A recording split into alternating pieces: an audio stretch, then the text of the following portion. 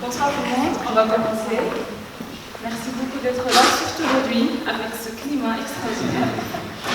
Donc, merci pour votre temps et votre intérêt à cette étude, à ce plan de relance sur lequel on travaille depuis 6 mois maintenant. On commence par une petite introduction de la part de notre partenaire Cité des métiers. Et par la suite, on fait de la présentation de l'étude. Et on va passer à écouter 2 témoignages de la part de 2 femmes entrepreneuses, Nahid et Samia, qui sont à la aujourd'hui. Et après, on va laisser un peu de temps pour un échange, un débat. Et après, on va faire une petite visite à ce milieu, Cité des métiers. Et je laisse la parole. Bonjour à toutes et à tous et bienvenue à Womenpreneur pour cette présentation de leur plan. Bienvenue à vous tous et toutes à la Cité des métiers. Nous sommes ravis de pouvoir accueillir cet événement. L'entrepreneuriat est un des thèmes pour lesquels nous nous mobilisons à la Cité des métiers. Pour ceux qui ne nous connaîtraient peut-être pas, quelques mots d'introduction maintenant, et puis surtout après votre réunion, vous aurez l'occasion de visiter la Cité des métiers avec mon collègue Joost Bartlet. Mais donc la Cité des métiers, en quelques mots, c'est donc un lieu, un centre d'orientation tout au long de la vie. Donc tous les publics sont les bienvenus à la Cité des métiers lorsqu'ils ont des questions sur leur orientation professionnelle. Et comment faisons-nous ça? Eh bien, nous le faisons parce que plusieurs partenaires se sont mobilisés ici à la Cité des métiers. Donc en fait, toutes les personnes qui travaillent ici dans ce lieu viennent d'institutions différentes et ensemble, tous ces partenaires, toutes ces personnes mobilisées répondent aux questions des jeunes élèves, des étudiants, des chercheurs d'emploi ou des travailleurs qui souhaitent se reconvertir et qui recherchent une réorientation. Donc vraiment, on est un lieu central, un point d'information, un point de conseil.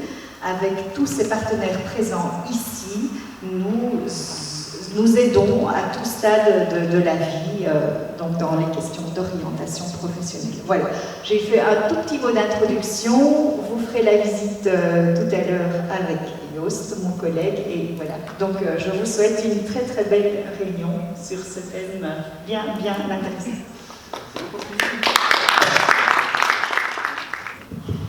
Et merci encore une fois pour cette collaboration. Bonsoir tout le monde. Donc, encore une fois, merci d'être là. Comme j'ai expliqué, notre plan de relance au féminin, c'est vraiment une étude sur laquelle on a travaillé depuis 6 mois. C'est un travail d'équipe. On a parmi nous aujourd'hui Juliette et Sophie qui sont là. C'est vraiment un travail de terrain.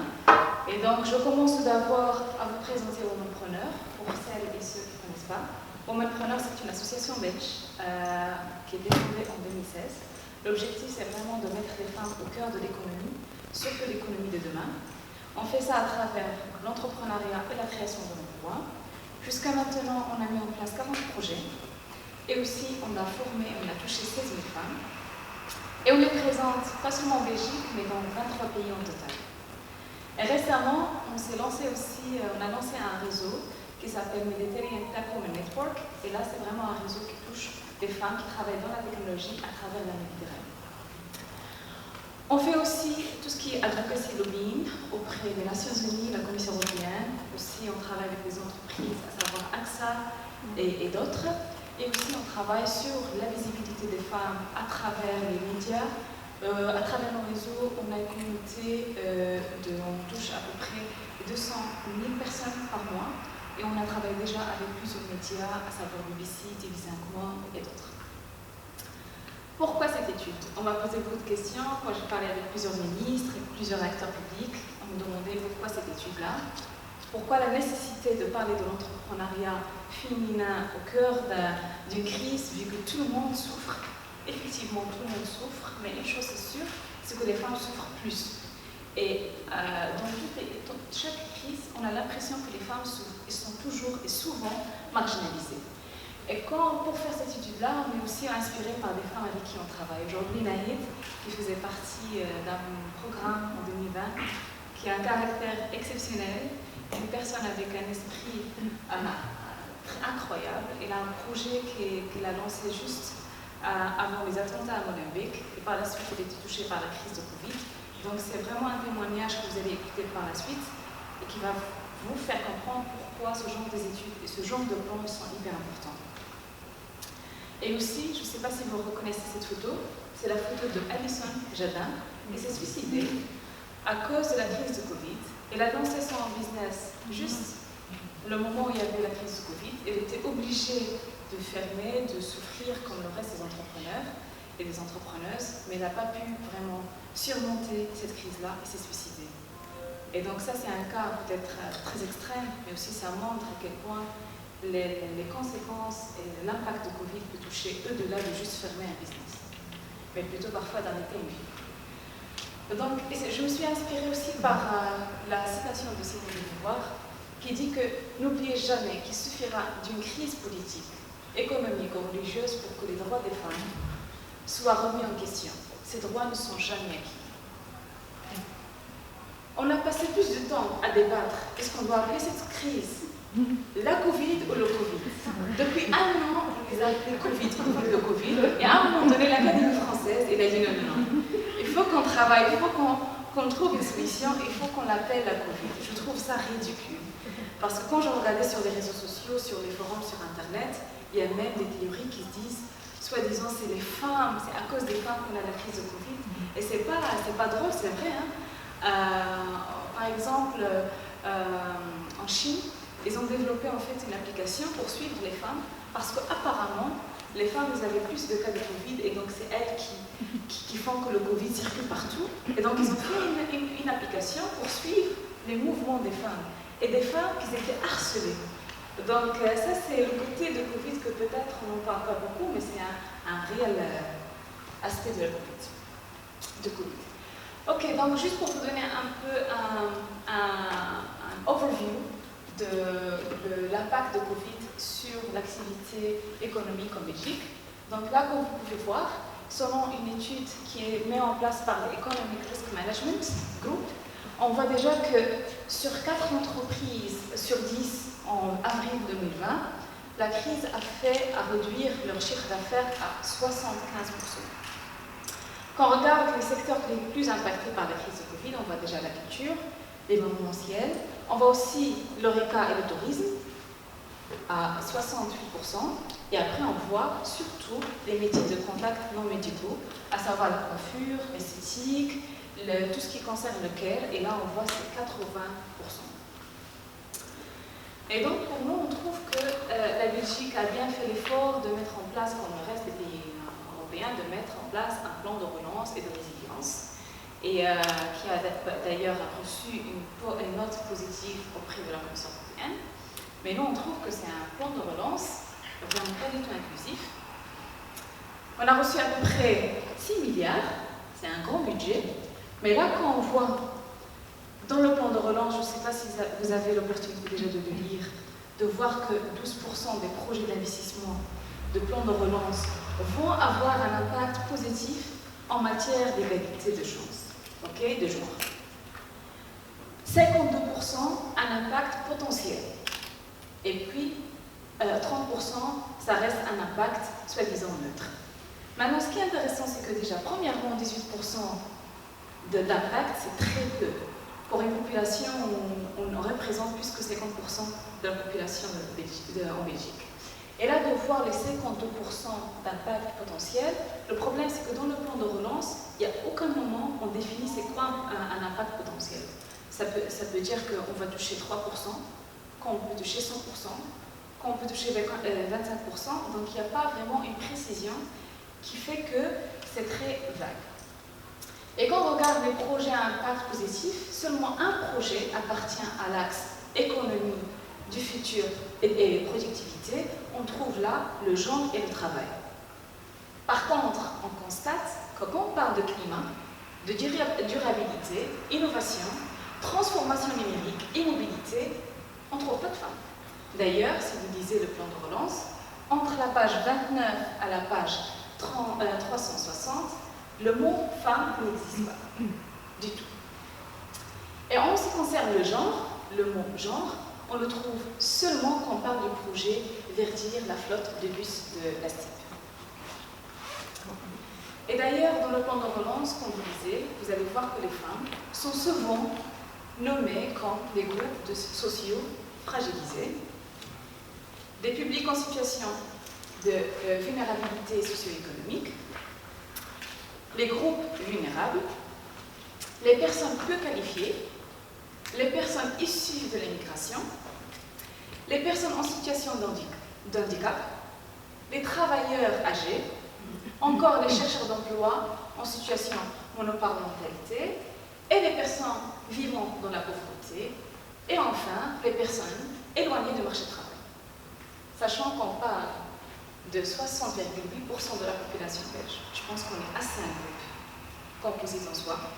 Et on parle d'une population qui représente 46,8% de la force de travail en Belgique. Donc je trouve que c'est très très dommage quand dans un plan de relance présenté par l'État, que la femme ne représente pas un groupe spécifique avec des actions spécifiques et qu'on étudie leurs besoins.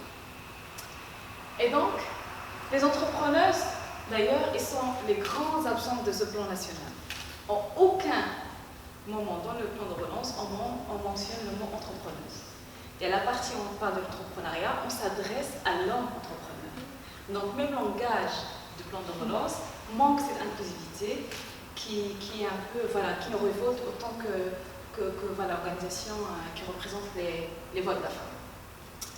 Donc il y a une partie très intéressante dans le plan. On parle voilà, de plan de création et de rénovation des milieux d'accueil de la petite enfance par les gouvernements wallons, ce qui est très intéressant parce que ça va aider les femmes afin d'équilibrer, soi-disant, entre leur vie professionnelle et personnelle. Je trouve que c'est dommage qu'à chaque fois, en ce qui concerne cet équilibre-là, on parle toujours à la fin, parce que les femmes, ils ne font pas les enfants toutes seules.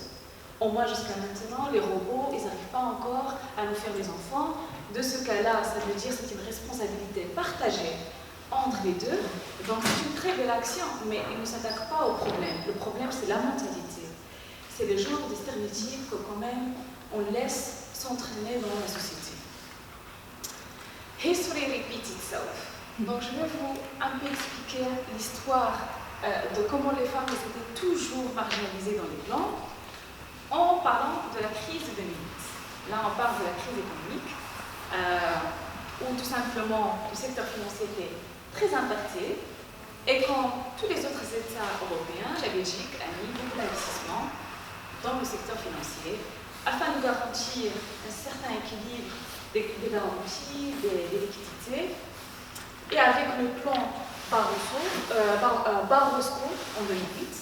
Et là, les investissements s'étaient vraiment faits au niveau d'automobile, la construction et tous les secteurs qui sont soi-disant masculins. Et c'est là où on a vu en Belgique qu'il y avait une montée de création d'entreprises, entrepreneuriat, par les femmes. Et c'est en fait l'entrepreneuriat par nécessité. Parce qu'en fait, à ce moment-là, quand la Belgique avait beaucoup d'investissements dans le secteur financier et les secteurs masculins, donc beaucoup de femmes ont perdu leur travail dans le secteur public. Et s'est trouvées face à une situation obligatoire de créer leur propre emploi. Et c'est là où on a vu plus de femmes qui deviennent entrepreneuses. Mais c'est des entrepreneuses par nécessité, encore une fois, qui ne génèrent pas assez de revenus. C'est des entrepreneuses qui essayent de survivre. Donc, if you don't know history, you're condemned to repeat it. Et c'est pour cela que c'est important aujourd'hui qu'on est là. Et c'est important pour nous de mettre en place cette étude. Parce que cette étude, ça doit être un rappel pour tous les acteurs publics de mettre en place les actions qu'il faut faire. C'est pas encore tard. Chaque personne au niveau entrepreneuriat, au niveau politique, au niveau public, peut faire quelque chose afin d'adresser les voix et les besoins des femmes. Donc c'est pour cela qu'on a décidé de faire cette enquête, une enquête de 6 mois. On a travaillé avec 100 femmes, on a vraiment toqué toutes les portes. Vous allez voir un peu quelques photos. On est parti visiter toutes les femmes dans 14 communes à travers Bruxelles. Et l'objectif, c'était que cette étude soit indépendante. Donc, on était financé par personne pour faire cette étude. C'est une étude de moonpreneur. On l'a fait parce que vraiment, on est frustré avec le manque d'action qui est ici plus fort. Donc là, quelques photos. Vous allez voir qu'on a passé par téléphoner tout le monde, par rencontrer les femmes une par une. Juliette qui a fait un travail incroyable en vraiment rencontrant chaque femme entrepreneuse, d'écouter ses besoins, d'écouter ce qui lui manque. Et vous allez voir que des femmes qui essayent de survivre, qui essayent de vraiment monter leur entreprise dans un cadre de crise. Et donc on a décidé de séparer ou structurer notre étude sur 7 points. Commençons par le profil des entrepreneuses, par la suite l'impact de Covid sur leur activité économique, et puis le travail invisible, la digitalisation, la santé mentale, les mesures de gouvernement, et après, money. Là, ce qui est intéressant dans notre étude, c'est que 33% des femmes entrepreneuses sont d'origine étrangère ou de nationalité étrangère. Là, on parle des Marocaines, des Brésiliennes, des Congolaises, etc. Et 18%, ça vient des pays de membres de l'Union européenne. Là, on parle des Espagnols, des Italiens et des Français. Et c'est très intéressant cette séparation parce que vous allez voir. Donc là, qu'on voit que la majorité des femmes entrepreneurs sont entre l'âge de 30 ans et 50 ans. Pour les jeunes, on les voit moins en tant qu'entrepreneuses. Pourtant, il y avait tout un plan mis en place par le gouvernement pour encourager l'entrepreneuriat des jeunes. Et là, on voit vraiment peu de femmes jeunes qui se lancent en entrepreneuriat. Et là, en ce qui concerne les femmes entre 25 ans à 30 ans et les femmes au-delà de 50 ans, on a 15%. Donc la tranche la plus active au niveau de l'entrepreneuriat, c'est les femmes qui ont entre 30 ans à 50 ans. Et là, les secteurs. Les secteurs, on a l'ORECA à 19%, et puis on a les métiers de contact non médicaux, l'esthétique et la coiffure, et là on voit beaucoup de femmes qui sont d'origine hors de l'Union européenne. En ce qui concerne les domaines soi-disant masculins, là, on a seulement 1%, et c'est dans la construction. Et les métiers informatiques, médias et télécommunications, on n'a que 10%. Et en ce qui concerne les métiers de l'informatique et des médias, les 10%, c'est des femmes issues de l'Union européenne. Il n'y a aucune femme qui est hors de l'Union européenne qui travaille dans ce domaine. Pourtant, c'est le domaine de futur. Voilà, donc les conséquences économiques de la crise sanitaire. Tout simplement, on voit que 60% des répondantes de notre enquête, ils ont vu que leur activité professionnelle a diminué. Et seulement 30%, ils ont vu que ça a vraiment augmenté, et 10% qui est resté stable. En ce qui concerne la crise de trésorerie, on a entendu beaucoup de ça, on a vu déjà avec l'enquête de Women in Business. Là, dans notre enquête, on a vu que 37,4% des femmes, ils ont en fait connu une rupture de trésorerie. Là, on parle de rupture. Et en ce qui concerne le secteur de l'ORECA qui a été très touché par la crise, on a 84,2% des femmes qui ont constaté une baisse de leur activité dans ce secteur. Donc là, en ce qui concernant les secteurs de l'informatique et des médias, c'est là où on a vu vraiment une grande augmentation de 50%. Et comme j'ai dit tout à l'heure, c'est des femmes qui sont issues de l'Union européenne. Donc même dans le groupe des femmes entrepreneuses, ils n'ont pas la même réalité. Donc ça dépend de même du travail, des origines. Ça impacte ton activité économique. Voilà. Donc la crise de Covid a des impacts, comme on peut le voir, mais des impacts différents selon le profil de l'entrepreneuse. Maintenant, parlons de la digitalisation. Ce qui est intéressant dans notre étude, c'est qu'on a remarqué que les femmes étaient vraiment présentes au niveau digital, à travers des sites ou à travers le réseau Facebook surtout, qui représente 54%. Mais après, on a vu, pendant la crise de Covid, ils ont cherché de se lancer dans d'autres outils digitaux qu'ils n'ont pas utilisés avant, à un chiffre de 43%. Et le réseau qui a été utilisé le plus, c'est Instagram, à 54,8%. C'est beaucoup de chiffres, mais des chiffres très importants. Donc, on voit aussi l'e-shop, l'e-commerce. Le site internet a augmenté à 23%. En espérant, on va voir avec les propositions qu'on va même enlever l'e-commerce. On espère que ce ne sera pas le cas, parce qu'il y a beaucoup de femmes qui vraiment dépendent de l'e-commerce, et c'est hyper important. Donc cette digitalisation, au même temps qu'on voit, ça ne veut pas dire que ces femmes-là manipulent et maîtrisent très très bien les outils digitaux. Hein. Il y en a beaucoup d'entre elles qui ont vu, c'est vrai, à travers l'utilisation d'Instagram, une augmentation de leur activité économique, mais ça ne veut pas dire qu'ils sont vraiment literate in using digital tools. Là, on voit qu'ils sont, voilà, pas toutes utilisent le digital, surtout celles qui travaillent dans des domaines qui ne sont pas compatibles avec le digital.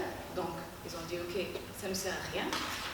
Celles qui utilisent que leur téléphone, ça c'est surtout dans certains quartiers, surtout à Mozambique par exemple, on a remarqué que ces femmes-là, elles utilisent que leur téléphone, surtout WhatsApp. Et aussi, 84% des femmes qui ont déclaré quand leur activité ne sont pas vraiment compatibles avec le télétravail ou compatibles que du côté. Maintenant, on parle de l'argent, on parle d'un côté très important pour soutenir et promouvoir l'activité économique des femmes. Là, on voit au niveau, comme j'ai expliqué tout à l'heure, les femmes qu'on a vraiment fait l'interview avec, 37,4% d'entre elles, ils ont vraiment une rupture de trésorerie. Donc là, ce qui était intéressant, c'est qu'on a vu qu'il y a peu de demandes faites pour avoir des prêts, des crédits, à 20% seulement.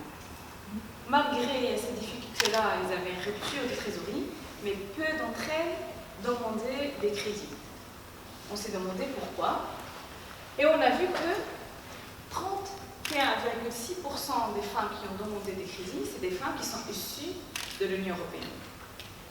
16,4% c'est des femmes belges et seulement 15,4% c'est des femmes qui sont hors de l'Union européenne. On s'est demandé pourquoi les femmes de l'Espagne, de la France, de l'Italie, ils ont demandé plus de crédits que les Belges et les femmes issues de l'immigration.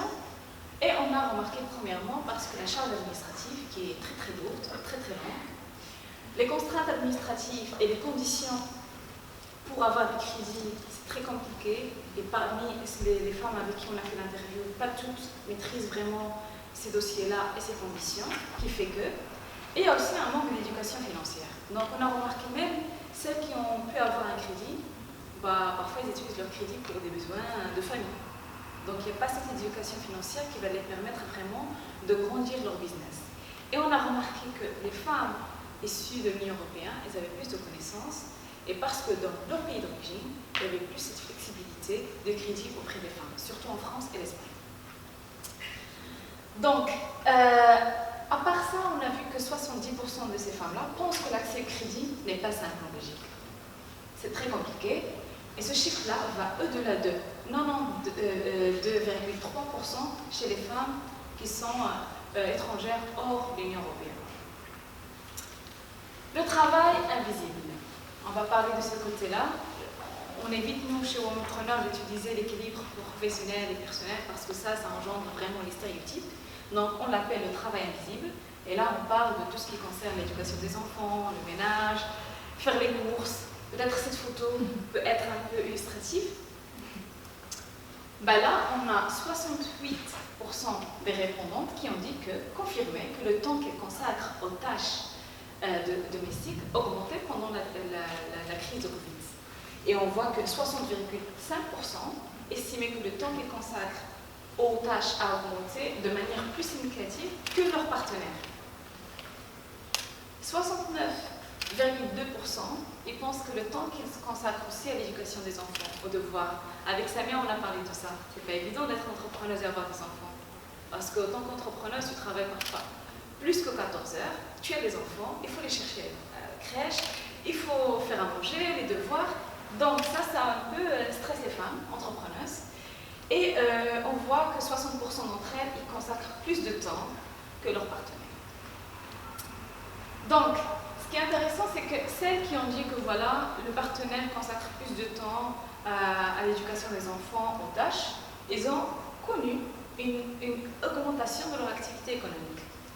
Donc cet équilibre-là est hyper important pour garantir aux femmes d'avoir vraiment une situation économique saine. Donc les tâches à la maison, le travail invisible est hyper important et ça impacte l'activité des entrepreneurs. On parle maintenant de la santé mentale, qui qui est un aspect très important. On voit que 60% des femmes, ils ont dit qu'ils ont déclaré un sentiment d'isolement professionnel pendant la crise de Covid. Le stress des enfants, tout ça, ça impacte. Et 70%, ils ont senti un sentiment de fatigue. Et 48%, un sentiment de burn-out. Maintenant, parlons des aides publiques. Donc, il y a déjà des représentants des acteurs publics. Et je pense que c'est très important de voir cette partie-là. Parce que là, on a beaucoup des femmes entrepreneuses qui ont fait une demande pour avoir une aide, comme la plupart des entrepreneuses et des entrepreneurs. Mais on voit ici que les femmes, les nouvelles entrepreneuses, ils n'ont pas pu bénéficier des aides parce qu'ils ne remplissent pas tous les critères. Donc, ils se sentent exclus. Et les femmes qui travaillent dans l'informel, qui représentent d'ailleurs une grande partie de cette population, qui n'ont pas pu bénéficier du tout, de toute façon, ces aides-là, parce qu'ils sont exclus. Donc, on voit que 64% des entrepreneuses là, ils pensent que la communication autour des aides n'était pas vraiment suffisante. C'était pas très clair parfois. Que la communication passe des canaux très traditionnels, très compliqués pour elles, et que la majorité passe par la poste. À un moment donné, 2022, le digital, ça existe, donc il faut peut-être moderniser un peu les démarches, faciliter les démarches pour les femmes. Et certains, ils se trouvent dans l'incompréhension parce que vraiment, ils ne connaissent pas vraiment comment remplir un document, surtout celles qui ne maîtrisent pas peut-être le langage. Donc, ils se trouvent toutes seules et donc ils vont dire « Ok, je ne vais pas me tarder là, me stresser encore plus, je les appelle ».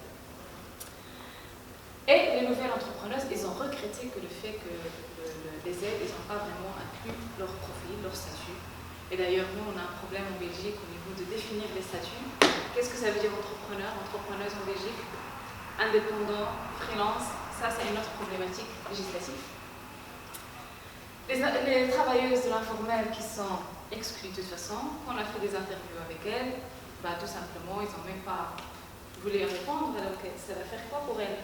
Faire rien du tout.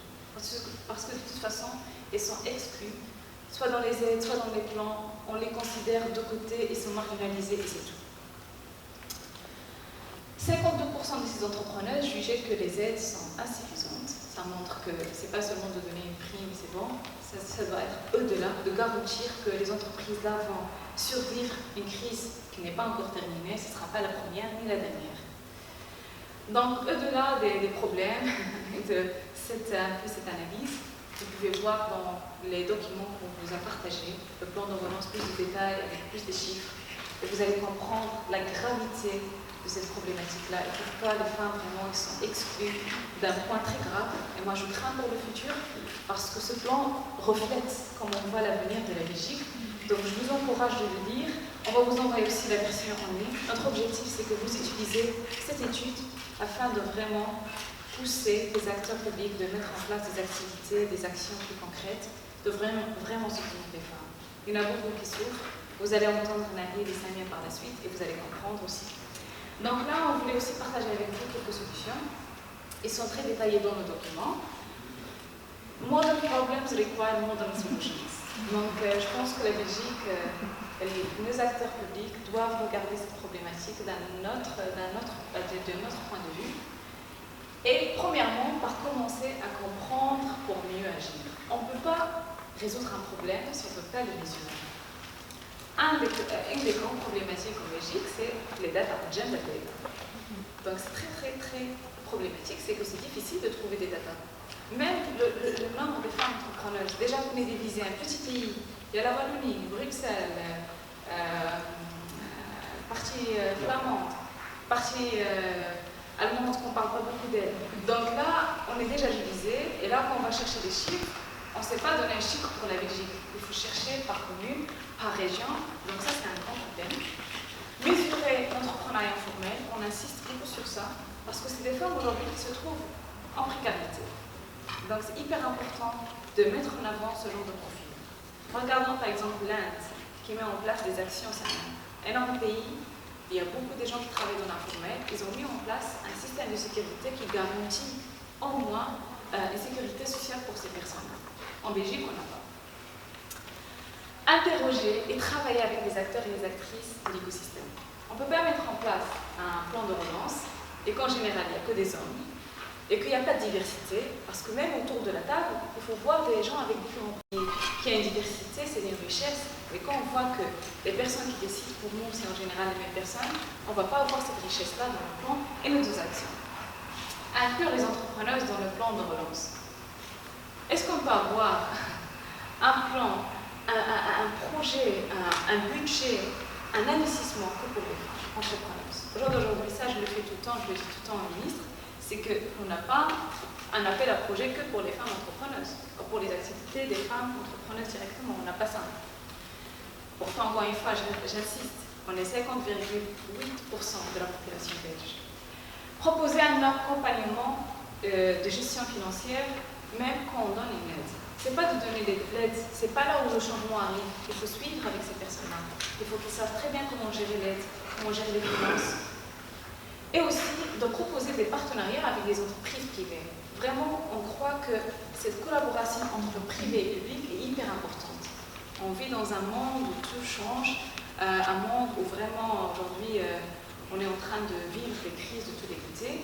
Donc c'est hyper important de travailler ensemble. Le public ne va pas changer la Belgique tout seul, le privé de l'autre côté non plus, il faut travailler ensemble. Et aussi il faut travailler avec les sociétés civiles.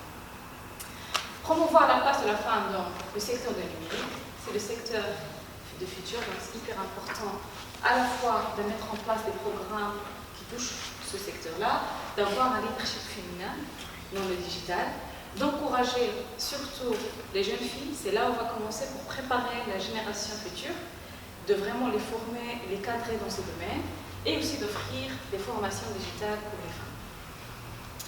Améliorer la communication entre les services publics et les bénéficiaires.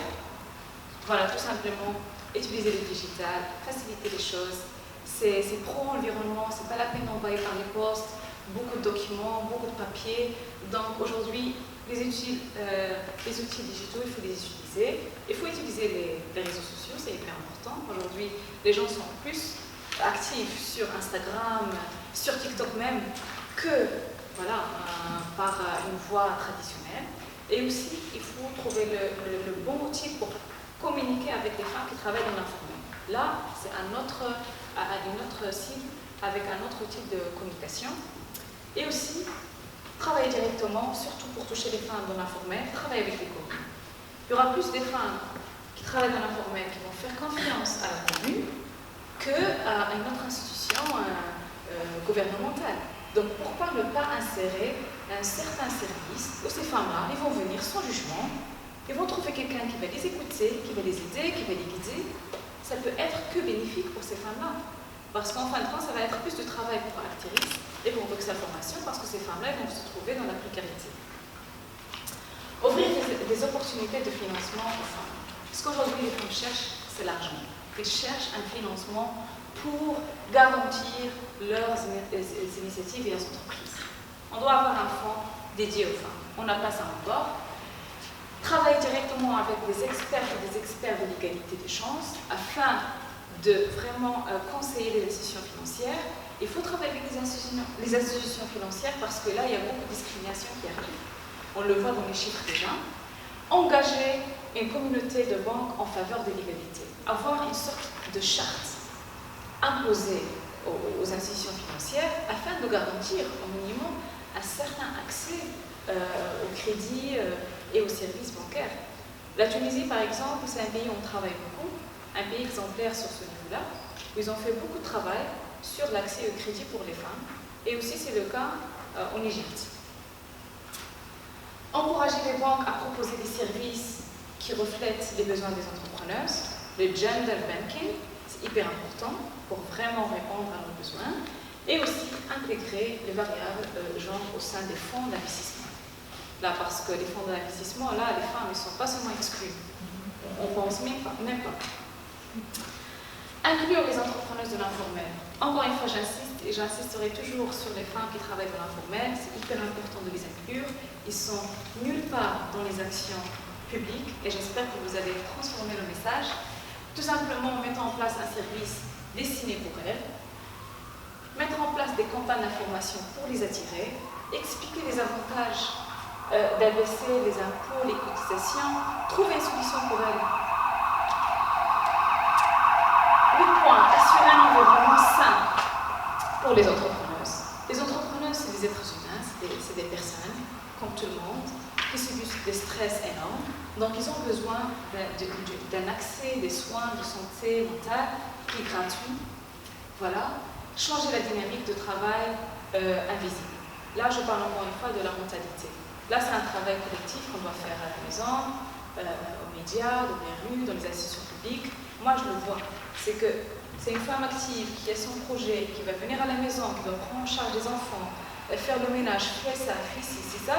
Et on a cette impression que le travail de foyer et ces tâches-là, c'est que pour les femmes.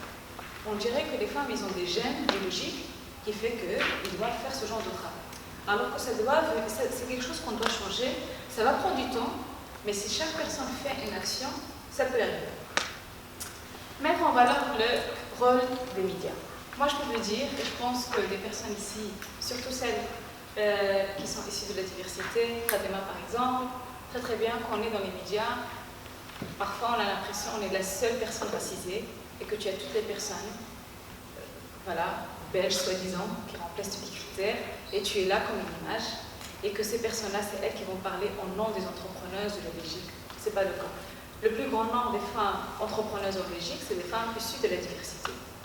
Donc, le rôle des médias, c'est aussi de donner une bonne image à ces personnes-là, à ces femmes-là, et aussi de porter cette image aux projets d'entreprise créés par des femmes. Mettre en valeur ça, parce que le plus qu'on voit des entreprises menées par des femmes dans les médias, dans les réseaux sociaux, plus ça va encourager les investisseurs de donner des financements. Plus ça va encourager les institutions financières de faciliter l'accès au crédit. Donc c'est tout un travail qui est lié. Et donc je pense que les médias ils ont un rôle très important à jouer. Quand je vois le nombre des entrepreneurs qui sont invités sur des plateaux, en général c'est des hommes, voilà, qui sont confiants, tout simple. Et quand on voit les profils des femmes, et désolé, c'est toujours des femmes blanches. Et donc ça ne peut pas représenter tout l'image et les besoins des femmes. Donc c'est très important de pousser aussi les médias, de mettre en place, en valeur ces femmes-là. Donc nos actions d'aujourd'hui reflèteront notre avenir de demain. Je pense que c'est ça en fait le message qu'on essaie de vraiment transmettre à travers cette étude et ce plan de relance. Ce qu'on veut, c'est un engagement politique, un engagement sérieux. On ne veut pas que le 8 mars, que tout le monde partage des photos avec des femmes au bureau, c'est pas ça ce qu'on veut. On ne veut pas des fleurs ni des chocolats. Ce qu'on veut, c'est un engagement politique sérieux.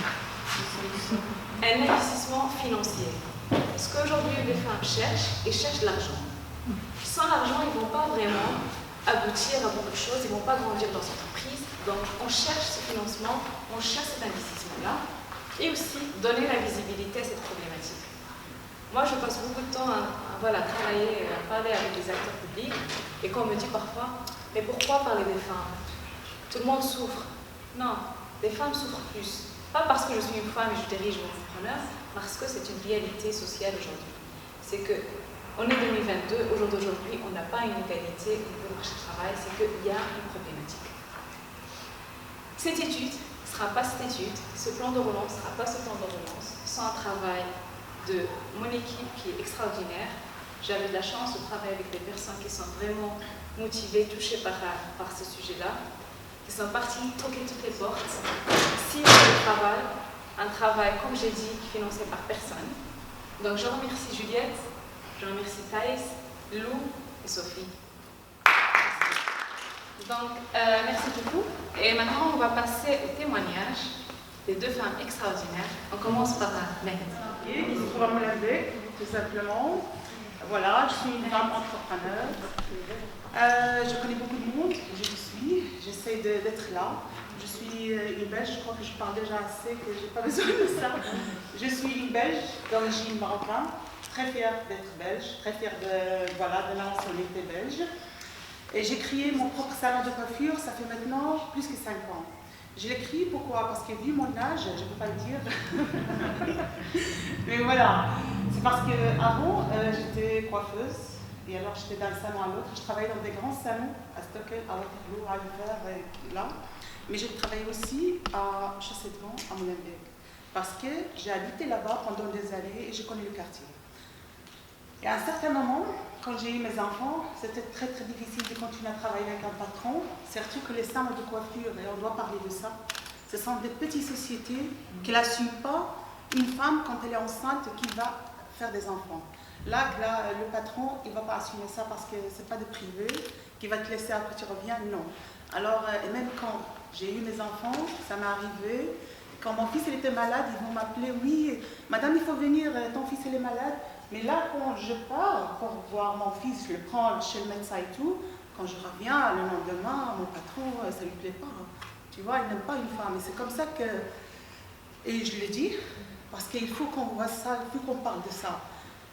Quand j'étais enceinte de ma fille, ma deuxième fille, qu'elle a maintenant 10 ans, c'est Ala. Alors à ce moment-là, je travaillais à Stockholm. Alors j'avais un contrat indéterminé temps plein dans un salon de coiffure. Mais vu ma situation de santé, j'étais obligée d'arrêter le travail parce qu'on doit parler aussi de ça. Et je veux bien parler de ça. C'est le travail dans les salons de coiffure. Ce n'est pas des 8 heures qu'on fait, mais on fait 10 heures. Mais vous vous rendez compte, quand on est enceinte, et on fait 10 heures là, et quand il est de travail, 10 heures on est debout, on ne peut pas tenir le coup. Hein. Et ben, j'ai arrêté parce que là, je fais 5 fausses couches, et si je n'ai pas arrêté, je ne vais pas... C'est la vérité, c'est la réalité. Je ne vais pas avoir ma fille. Et c'est comme ça, quand j'ai arrêté, c'était mon médecin qui m'a dit soit que tu vas arrêter, soit que... Voilà.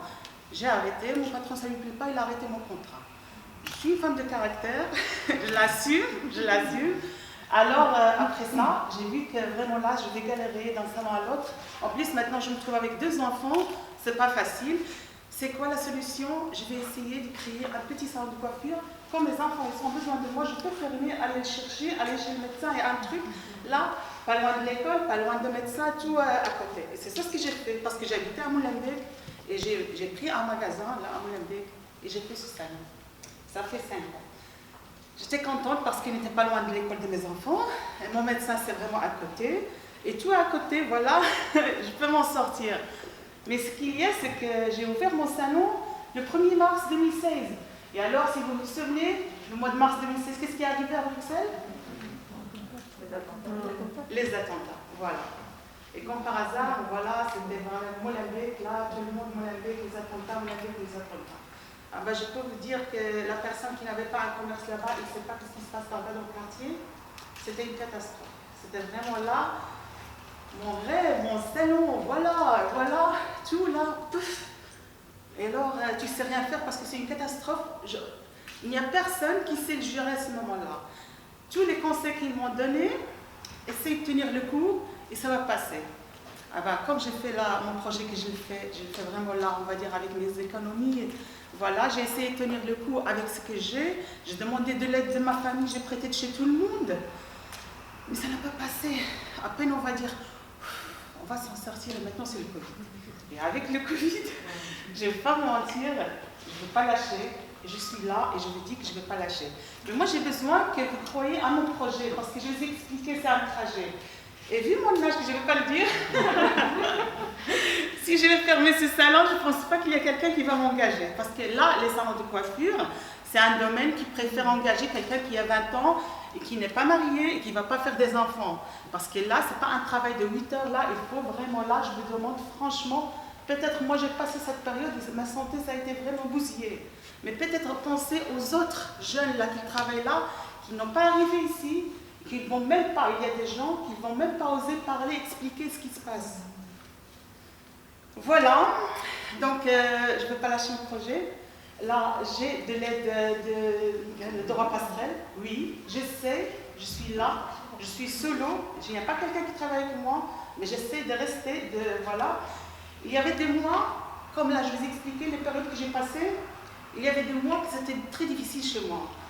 Oui, j'ai essayé vraiment de chercher un travail à mi-temps, mais je n'ai pas arrivé. Un travail à mi-temps, je dis, dans une maison de repos pour coiffer, mais je n'ai pas arrivé. J'ai toqué plusieurs portes, mais je suis sûre que vous m'aimez aussi, mais vous n'avez pas trouvé. Voilà. Alors,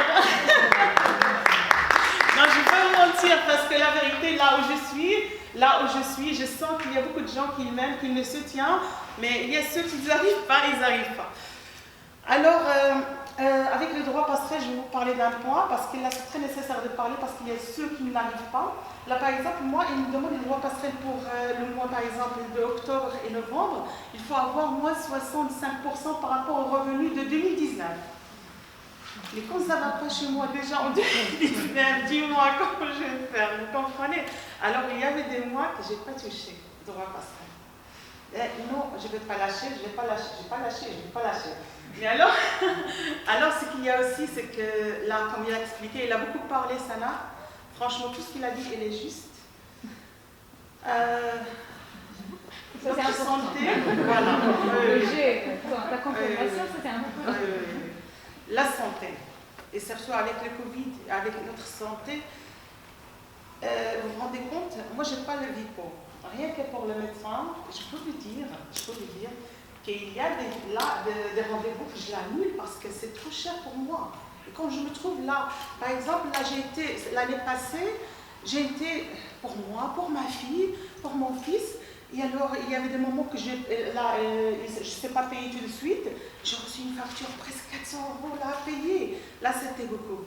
Si on peut aider l'entrepreneur avec un statut qui va lui permettre d'aller chez le médecin sans payer cette facture, parce que là, je paye, je n'ai pas le droit au VIPO, ça, je n'ai pas compris. Ça, il y a des choses que, voilà. Quoi encore? Là, pour mon projet, que je ne vais pas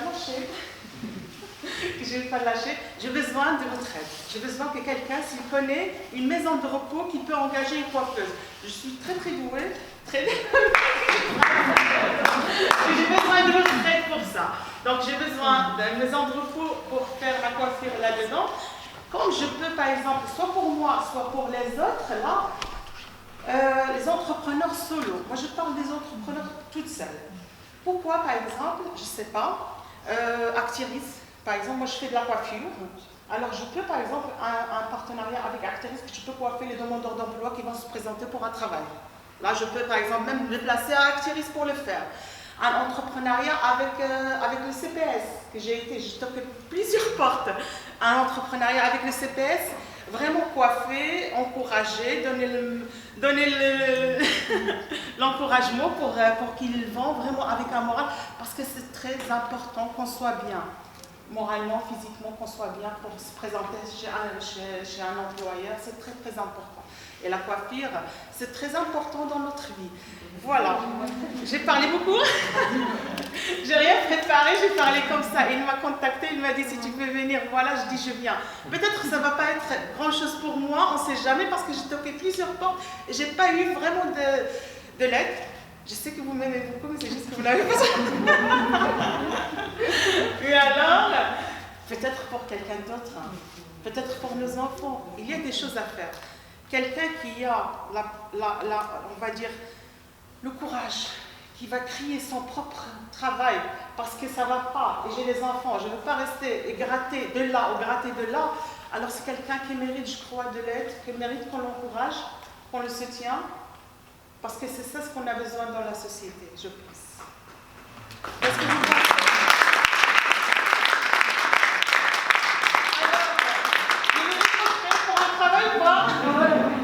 J'attends. Vous avez mes coordonnées, je vous attends. Merci beaucoup.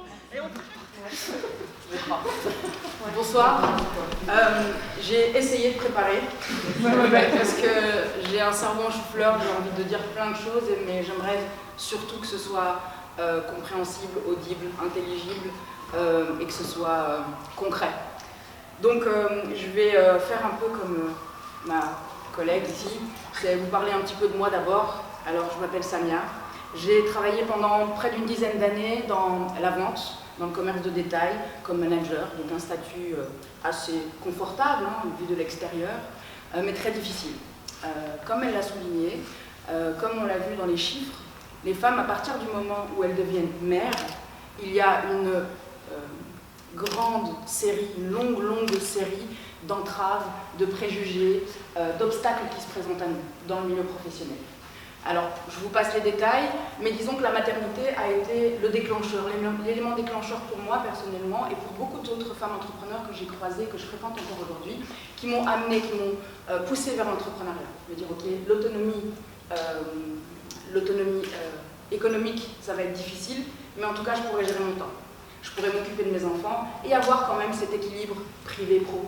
Voilà. C'est un peu un gros mot, mais on doit le vivre quand même, c'est une réalité. Donc ça, c'est un petit peu le point de départ. Et puis ensuite, j'ai dû réfléchir à ce que j'allais faire, parce que l'entrepreneuriat, c'est bien sympa, mais est-ce qu'on est tous faits pour l'entrepreneuriat? Je ne crois pas. Je pense qu'il y a des profils qui se sentent mieux, qui se développent mieux dans l'entrepreneuriat parce qu'il y a un besoin, un désir, une nécessité de liberté d'action, de mouvement, d'idées, et d'autres personnes qui ont besoin d'un cadre. Moi, je faisais partie, je suis un peu entre les deux. J'ai le cul entre deux chaises. J'ai besoin d'un cadre, mais il ne faut pas qu'il soit trop figé. Voilà. Donc, je me suis orientée vers un métier créatif. Donc aujourd'hui, je suis directrice artistique, je travaille, mon médium c'est le vêtement, je fais du stylisme, du costume et du décor dans l'audiovisuel. Et puis, je ne crois pas au hasard. Je pense que toutes les rencontres, que tous les moments où on peut rencontrer d'autres individus, d'autres êtres humains avec lesquels on peut échanger, on peut créer quelque chose de nouveau. Et donc mon parcours, ces 5 dernières années, a été ponctué de rencontres et d'opportunités qui se sont créées un peu toutes seules, mais que j'ai su saisir. Donc à côté de ces activités créatives qui m'animent et qui me nourrissent profondément, j'avais aussi ce besoin de partage, comme ce que je fais avec vous aujourd'hui. Et j'ai eu la chance un jour de rencontrer une dame lorsque j'étais en train de lancer mon projet. Donc je travaillais à temps partiel, on parlait du temps partiel, c'est un petit peu la béquille. Hein, quand on veut se lancer comme entrepreneur, ben on a besoin d'une béquille en fait, parce qu'on est un peu handicapé dans le système global, dans le système économique et professionnel. Être indépendant en phase de lancement, c'est avoir un handicap, parce qu'en fait, on n'est pas stable. Donc j'avais une béquille, j'avais un emploi à temps partiel, et je ne manquais pas de parler de mes envies, de mon projet, d'accompagner des gens, de leur dire que le vêtement c'est un outil de communication, et puis ça peut vous aider à grandir, ça peut vous aider à acquérir en confiance en vous, à atteindre certains de vos objectifs. Ça peut paraître futile, mais toujours est-il que nous tous ici le matin, on se pose quand même la question. Donc c'est pas si futile que ça. Et donc, je suis aujourd'hui, en parallèle à ces activités créatives, je suis formatrice à la COBEF, c'est la coopération bruxelloise pour l'emploi et la formation des femmes. Donc, je suis au contact de femmes qui sont défavorisées socio-économiquement et socio-culturellement. Et donc, je me suis rendu compte, en fait, je vais passer mes notes, en fait, je vais beaucoup plus vite que ce que j'imaginais, c'est cool. Et en fait, je me suis rendu compte en réfléchissant et au contact de ces femmes, et au contact aussi de gens comme vous et de participer à des événements, qu'en fait, ce qui nous permet d'avancer et de faire en sorte qu'on puisse avoir une équité, parce qu'une égalité, moi j'y crois pas, je pense qu'on peut avoir une équité plus qu'une égalité, parce que biologiquement, essentiellement, il n'y a pas d'égalité, par contre on peut travailler sur une équité. Et ce qui permet d'amener, ce qui pourrait nous amener vers cette équité, eh bien c'est l'éducation, purement et simplement. Parce que la problématique, pour moi, je parle vraiment comme mon nom, j'ai pas fait d'études comme Sana l'a fait, j'ai pas fait de... Voilà, c'est purement pragmatique, je parle vraiment de mon expérience. C'est que c'est l'éducation. Ce qui m'a donné le courage, ou peut-être les outils, ou peut-être un peu des deux, de me lancer, c'est l'éducation. Et l'éducation, elle a 2 pans. Il y a l'éducation académique, au sens académique du terme, aller à l'école, avoir un diplôme, voilà, apprendre des choses. Et puis il y a l'éducation sociale, il y a l'éducation culturelle, il y a l'ouverture d'esprit. Et c'est ça qui fait qu'on peut se développer en tant qu'individu à part entière et en tant que femme, plus particulièrement, avoir un esprit ouvert. Où est-ce que j'en suis? Donc ma conclusion, c'est que en fait c'est pas le Covid, c'est pas la pandémie qui a creusé le fossé entre les hommes et les femmes, entre cette inégalité, qui a créé ce manque d'inclusivité, de diversité professionnelle. C'est pas ça. C'est pas du tout ça. Le problème, il est systémique, il est fondamental. Et donc quand un corps est malade, il faut aller chercher la source. Et ici, notre société, elle est un petit peu malade, en fait, parce qu'on considère les femmes comme étant une minorité fragilisée, qu'il faut absolument sauver, parce qu'attention, ces petites choses fragiles que nous sommes. Mais en fait, non. C'est juste que, fondamentalement, la société a été construite de manière bancale. Et donc pour moi, il y a trois axes qui peuvent amener un changement dans une société. Alors le premier, c'est la politique. On a des représentants ici. Vous avez un certain pouvoir. Le deuxième, c'est les médias. Je le sais parce que j'y travaille. Tu as parlé de la visibilité ou de l'invisibilité de la diversité. Les médias informent ou désinforment le grand public. Et puis le troisième point qui pour moi est celui qui est fondamental et sur lequel je crois qu'on devrait se concentrer avant toute autre chose, c'est l'éducation. Donc c'est aux petits garçons et aux petites filles leur dire qu'en fait ils ont tous les mêmes chances, qu'ils ont tous les mêmes possibilités, qu'il faut être ouvert avec tout le monde et que tout est possible en vérité. Rêver c'est gratuit. Rêver c'est gratuit. Voilà, alors ensuite, je ne sais plus c'était où la suite, c'était ça, ici. Donc ouais, c'est facile, hein, je vous dis oui, il faut investir dans l'éducation. Ne donnez pas d'argent, donnez de l'argent aux écoles, hein, donnez de l'argent aux centres de formation, mais on part encore d'argent. Vous allez me dire oui, mais les politiques, vous avez des tableaux Excel à n'en plus finir, des budgets à équilibrer, à ventiler, c'est compliqué. Alors moi j'ai fait un calcul très simple, je suis nulle en maths, mais quand je vous dis nul, je suis nulle de nul. Quand je vois un tableau Excel, j'ai des bouffées de chaleur. Mais j'ai quand même réussi à dégager un petit truc. Et mon truc, c'est quoi? C'est que investir dans l'éducation, ça coûte de l'argent. Ça veut dire que ça fait augmenter la dette nationale. Par contre, si on n'investit pas dans l'éducation, les femmes ne vont pas pouvoir devenir des actrices du système économique. Donc cette dette, elle ne va faire qu'accroître, parce qu'elles vont burn-outer, elles vont faire que des travaux, des bullshit jobs à temps partiel, et donc notre économie nationale, elle va pas augmenter, elle va pas s'activer, elle va pas s'animer. Par contre, si on dit ok, on investit dans l'éducation, et donc du coup, on va avoir plus de femmes qui vont travailler. Elles vont avoir plus cette liberté. Et donc qu'est-ce qu'elles vont faire? Elles vont contribuer à ce que l'économie augmente, à ce que l'économie prenne de l'essor. Alors c'est très très simpliste, hein. Pour ceux qui ont des connaissances économiques, veuillez m'excuser, je ne voulais pas vous insulter, mais je pense qu'on peut aborder toute question complexe de manière très très simple, et puis après aller en profondeur. Voilà. Et moi j'ai regardé un petit peu les chiffres qui ont été publiés dans un rapport qui fait 101 pages, je ne les ai pas lus parce que, comme les tableaux Excel, j'aime pas trop lire. Mais j'ai retenu l'essentiel. En 2020, Wallonie-Bruxelles, sur 50% de la population sont des femmes. 46% de cette population qui est active, eh bien, il y a 48% de salariés, et dans ces salariés, 36% sont des indépendantes.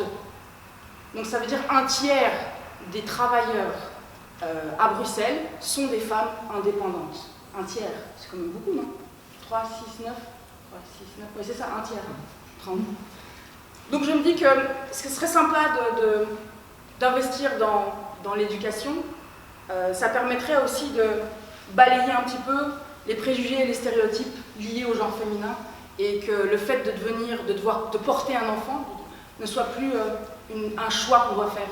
Parce que moi je connais des femmes dans mon entourage, artistes, qui en fait font le choix, ou des nanas qui ont des business qui fonctionnent bien, et qui en fait se disent si je me reproduis, ben, je vais devoir choisir entre abandonner cet enfant à une autre femme qui va l'éduquer, ou alors m'occuper de lui, mais alors pas pouvoir m'épanouir moi en tant qu'individu.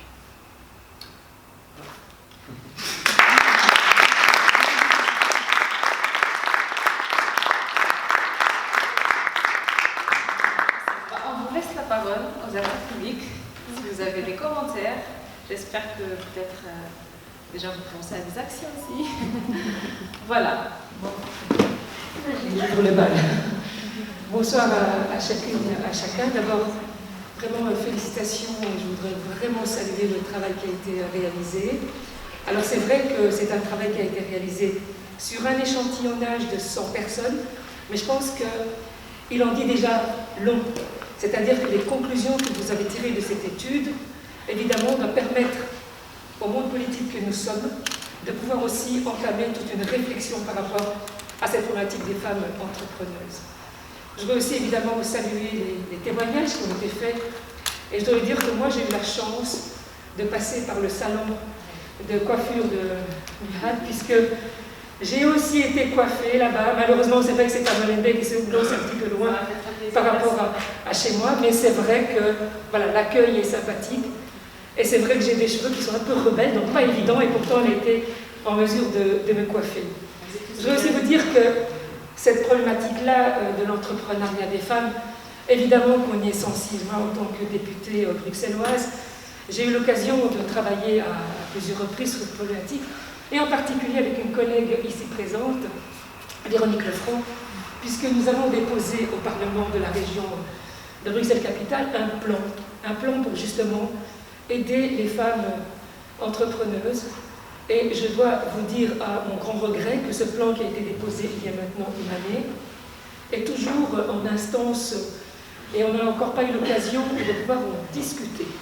Donc c'est vous dire en fait à quel point la question à la fois qui touche aux femmes et surtout à la question des femmes entrepreneuses, c'est une question qui a priori, en tout cas aujourd'hui, n'est pas mise au top de l'agenda des politiques publiques. Et ça, évidemment, on ne peut que le regretter. Donc, systématiquement, on est là en train de rappeler en disant « Mais tiens, comment se fait-il que cette problématique-là, on n'en parle pas dans nos assemblées ?» On en parle dans le cadre de questions orales, dans le cadre d'interpellations, mais de manière globale, aujourd'hui, ce n'est pas encore une priorité.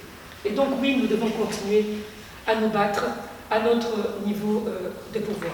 Mais en tout cas, ce que je voulais vous dire ce soir, c'est que nous y sommes évidemment particulièrement sensibles d'abord en tant que femmes, parce que nous sommes aussi, avant d'être des femmes politiques, des citoyennes à part entière, et on a évidemment aussi cette responsabilité en tant que politique aussi de pouvoir porter, écouter les combats des unes et des autres, mais surtout ici ce soir il s'agit des femmes entrepreneuses. Alors moi j'aime pas dire les entrepreneurs ou les femmes, l'entrepreneuriat féminin, je préfère dire l'entrepreneuriat des femmes, parce que quand on parle d'entrepreneuriat féminin, c'est toujours en fait avec un rapport, je dirais, un regard qui est en fait biaisé, puisqu'il ne s'agit pas de parler des thématiques, en fait des sujets qui concernent l'entrepreneuriat, mais c'est l'entrepreneuriat qui est porté par les femmes. Donc voilà ce que je voulais vous dire ce soir, mais en tout cas évidemment on reste à votre écoute. La méthodologie, l'échantillonnage, etc. Je veux dire, surtout quand on voit les rapports du monde académique, etc.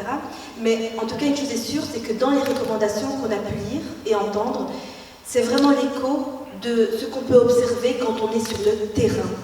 Et je crois que la force de cette étude, c'est vraiment de pouvoir relayer des problématiques qui sont aussi invisibilisées dans le débat public sur la question de l'entrepreneuriat au féminin. Et je trouve que le fait d'avoir aussi illustré par deux témoignages qui illustrent finalement ce qui a été présenté en termes d'études montre encore plus, au-delà des chiffres, qu'il y a de l'humain derrière et qu'il y a aussi des épreuves et de la souffrance et de la galère. Et vraiment, moi, je suis vraiment heureuse cette soirée parce que j'ai été captivée, mais non-stop, parce que ça répond à un défi que nous rencontrons aussi au quotidien. Donc moi je suis responsable de Actiris Inclusive, le service antidiscrimination, le service d'inclusion des personnes qui ont des difficultés à trouver du travail. Et avec ma collègue Manuela Varasso, qui elle vraiment travaille sur la question des femmes et de l'intersectionnalité, ici au 6e étage, on reçoit au quotidien ce genre de témoignages, où en réalité l'entrepreneuriat devient quasi une réponse à la précarité des femmes. Et ce que je voudrais dire ici, pourquoi je prends la parole, c'est pour dire qu'en fait on doit être ensemble, acteurs politiques, acteurs des institutions, acteurs de l'associatif, de think tank, etc., à voir comment, dans cette capitale formidable, de voir comment est-ce qu'on peut créer des convergences en termes de solutions à apporter pour ces femmes. Donc nous, par exemple, on sait qu'on n'a pas la solution à tout, mais ce qu'on essaye de faire, c'est de pouvoir orienter ces femmes vers des solutions qui existent. Pourquoi ? Parce qu'en réalité, il y a une panoplie de solutions concrètes qui répondent de façon sur mesure à ces femmes. Et le problème que nous avons aujourd'hui, c'est l'accès à l'information. Et que la plupart des femmes qui galèrent, eh bien, elles ne savaient pas qu'il y avait des subventions, des aides publiques, de l'accompagnement, des job coachs, des personnes qui peuvent travailler sur leur CV gratuitement, en fait. Parce que c'est le service public qu'on est payé par la collectivité, à savoir par les impôts de ceux qui travaillent, pour pouvoir aider les plus fragilisés. Et je suis vraiment contente qu'on puisse faire cette rencontre ici à la Cité des Métiers, au bâtiment d'Actiris, parce que c'est notre devoir et notre responsabilité de le faire. Et donc, dans mon appel, c'est de vous dire que nous sommes là, tous les jours, des permanences, un numéro gratuit. Faites passer le mot, on est une équipe, on est motivé, on veut pouvoir contribuer à accompagner les femmes à trouver des solutions pour qu'elles puissent s'épanouir personnellement et professionnellement. Et merci encore à Womanpreneur pour cette belle soirée.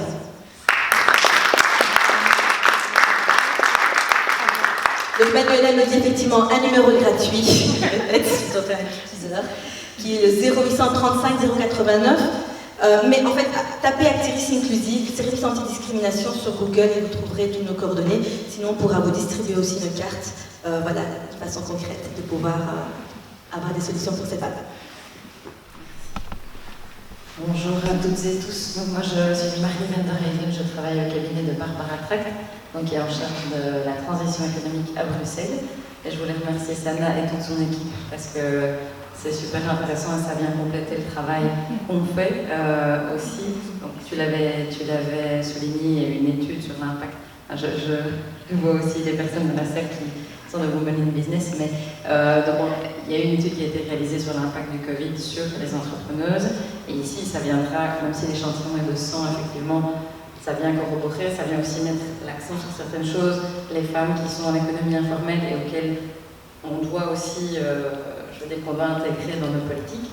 Et d'ailleurs, je pense à un appel à projet qu'on avait fait sur l'économie sociale, on avait mis ce critère pour soutenir des structures qui aident les femmes à, par exemple, je pense aux coopératives d'activité, coopératives d'emploi, notamment AirCoop, je ne sais pas si ça vous parle dans la salle, mais qui font ce travail de faire passer les femmes de l'économie informelle, notamment à Molenbeek, vers l'économie formelle.